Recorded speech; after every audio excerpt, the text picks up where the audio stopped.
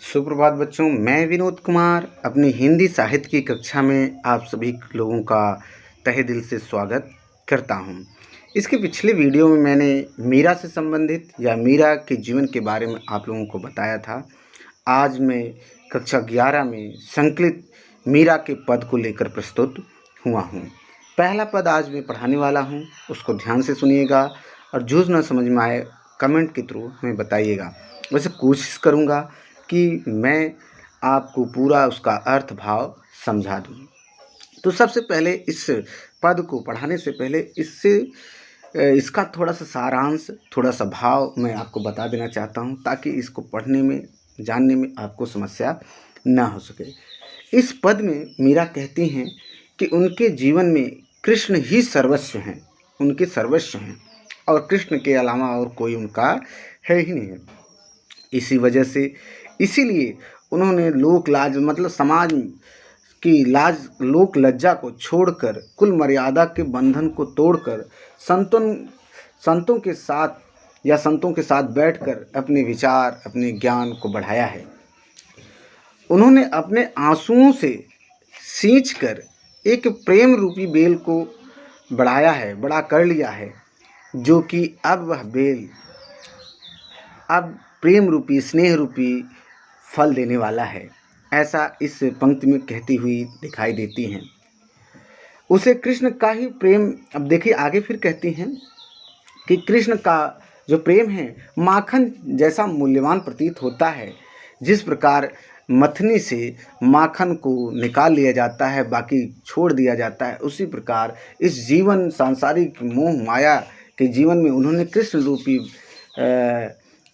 रूपी माखन को मथ कर निकाल लिया है। बाकी संसार के लोगों के लिए दुख, क्लेश सब छोड़ दिया है।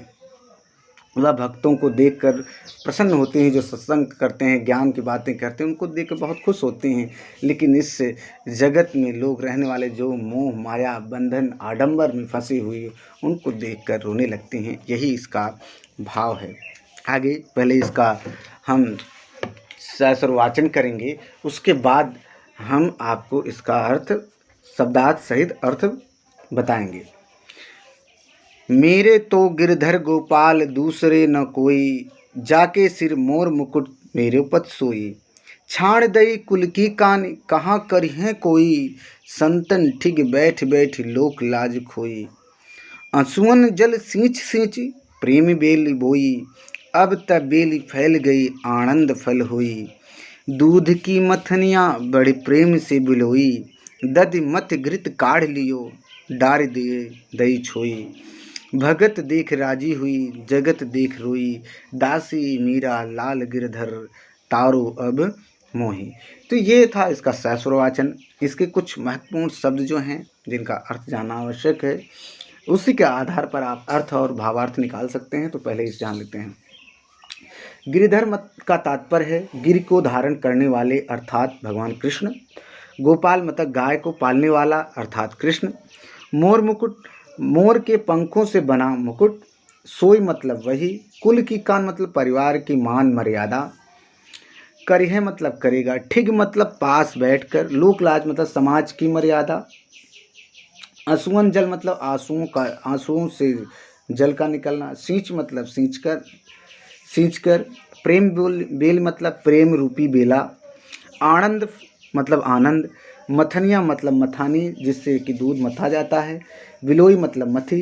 दधि मतलब दही। मथी मतलब मथ कर। घृत मतलब घी। काढ़ लियो मतलब निकाल लेना। डार दियो मतलब डाल देना।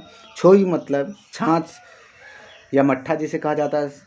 सारहीन या अंश। राजी मतलब प्रसन्न। तारो मतलब उद्धार करो। इस प्रकार अर्थ हम अब देखते हैं। देखिए, इसके अर्थ जानने से पहले इसके भाव को समझ लेते हैं कि इसमें दिया क्या क्या है। प्रस्तुत पद्यांश हमारी पाठ्य पुस्तक आरोह भाग 1 से दूसरा पाठ लिया गया है, मीरा के पद। इसमें कृष्ण की दीवानी मीराबाई ने अपनी अनन्य भक्ति को प्रकट किया है। मीरा कृष्ण के प्रति इस तरह समर्पित हैं कि उसने भक्ति की राह में आने वाले भाई बंधु पति सास ससुर तथा समाज की लोक लज्जा मान मर्यादा सबको भी त्याग दिया है। अब इसकी व्याख्या देख लेते हैं। मेरे तो गिरधर गोपाल दूसरों न कोई, जाके सिर मोर मुकुट मेरे पत सोई। कृष्ण की दीवानी मीरा सारी दुनिया के सामने अपने प्रेम को बेधड़क बिना डरे व्यक्त करते हुए कहती हैं कि मेरा तो इस संसार में केवल गिरधारी अर्थात कृष्ण भगवान है और कोई दूसरा मेरा नहीं है। और कहती हैं जिसके सिर पर मोर मुकुट है, मोर के पंख का मुकुट है, वही मेरा पति है और कोई नहीं है। जिसको आप कहते हैं कि जिसके सिर पर मोर मुकुट का पंख है वही मेरा पति है और मेरा इस संसार में भगवान कृष्ण के अलावा कोई नहीं है, ये बात कहती हैं। आगे कहती हैं छाड़ दई कुल की कान कहा करिहें कोई। कहते हैं आगे मीराबाई कि मैंने अपने इस प्रेम स्नेह या कृष्ण के लिए माता पिता भाई रिश्तेदार परिवार समाज सबको त्याग दिया है, सबको त्याग दिया है और मेरा कोई नहीं है। वही मोर मुकुटधारी कृष्ण मेरा एकमात्र सहारा है। इसीलिए मैंने कुल कान छाड़ दी कुल की कान। अब कहते हैं इसीलिए मैंने कुल की प्रतिष्ठा कुल के मान सम्मान को भी त्याग दिया है। मेरा कोई क्या कर लेगा। कहते हैं कहा करिए कोई, मतलब मेरा क्या कोई अब कर लेगा। क्यों ऐसा कहते हैं? क्योंकि वो जानते हैं कि जिससे उन्हें स्नेह किया है प्रेम किया है उनके रक्षक तो भगवान स्वयं कृष्ण हैं और इस मोह माया से उन्होंने विरक्त प्राप्त कर ली है। क्यों प्राप्त कर ली है? अब कहते हैं संतन ठीक बैठ बैठ लोक लाज खोई। कहते हैं कि मैंने माया से विरक्त संतन के साथ बैठकर उनके साथ विचार विमर्श करके, मतलब अपने विचारों का आदान प्रदान करके ज्ञान ग्रहण कर लिया है और इसी ज्ञान ग्रहण करने के उपरांत मैंने लोक लज्जा जो समाज में व्याप्त है सबको खो दिया है। चूँकि मुझे ज्ञान प्राप्त हो गया है, मैंने भगवान को प्राप्त कर लिया है। आंसुअन जल सींच सींच प्रेमी बेल बोई, अब तब बेल फैल गई आनंद फल हुई। कहते हैं मीराबाई कहती हैं मैंने अपने भगवान के प्रति जो विरह वेदना थी, जो स्नेह उन्हें पाने के प्रति जो स्नेह रूपी विरह के अश्रु हैं, उन अश्रु से उन आंसुओं से मैंने एक प्रेम रूपी बेल सींचा है, बड़े परिश्रम से बोया है और उसको सींचा है। अब तो यह प्रेम की बेल पूरी तरह फैल हो गई है और अब उसमें आनंद रूपी फल लगने लगे हैं। अर्थात इसका कहने का मतलब मैंने रो रो कर कृष्ण के प्रेम को प्राप्त किया है और इस प्रेम को मन में अच्छी तरह बसा लिया है। अब तो ये भगवत प्रेम में लीन हो गया है और इस लीन होने के उपरांत मुझे इसमें अत्यंत आनंद और सुख प्राप्त हो रहा है।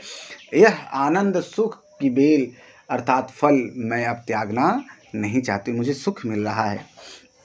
आगे उदाहरण देते हैं दूध की मथनिया बड़े प्रेम से बिलोई, दध मह घृत काढ़ लियो डार दिए छोई। आगे कहते हैं कि मैंने दूध में मथानी डालकर बड़े प्रेम से उसे बिलोया है, मतलब मथा है। उसमें से जो मक्खन था उसे तो निकाल लिया है, लेकिन जो छाछ थी उसे छोड़ दिया है। उसे चाहे जो पिए चाहे ले। कहने का तात्पर्य आशय यह है कि मैंने संसार का चिंतन मंथन करके यह पाया कि भक्ति में भगवान कृष्ण की भक्ति में संसार का सब कुछ समाहित है, संसार का सार है। उसी को मैंने पा लिया, उसी को अपना लिया और जो ये संसार में निस्सार रूपी या बिना मतलब की जो छाछ थी उसको संसार के लिए छोड़ दिया है। उसे जो चाहे अपनाए, मुझे उससे कोई लेना देना नहीं है। आगे कहते हैं कि भगत देख राजी हुई जगत देख रोई, दासी मीरा लाल गिरधर तारो अब मोहे।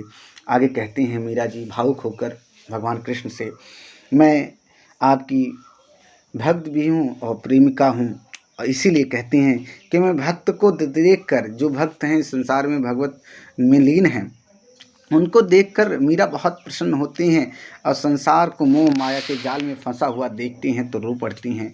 आगे कहती हैं कि मीरा मैं प्रभु भगवान कृष्ण मैं आपकी दासी हूँ, मैं आपसे प्रार्थना करती हूँ, हे गिरधर, हे कृष्ण भगवान, हे गोपाल, मैं आपकी सेविका हूँ, कृपया मेरा उद्धार करिए, मुझसे प्रतीक्षा मत करवाइए, मुझसे इंतज़ार मत करवाइए, इस मोह माया रूपी संसार से मुझे मुक्त करिए, क्योंकि मैं आपकी दासी, प्रेमिका, भक्त सब कुछ हूँ।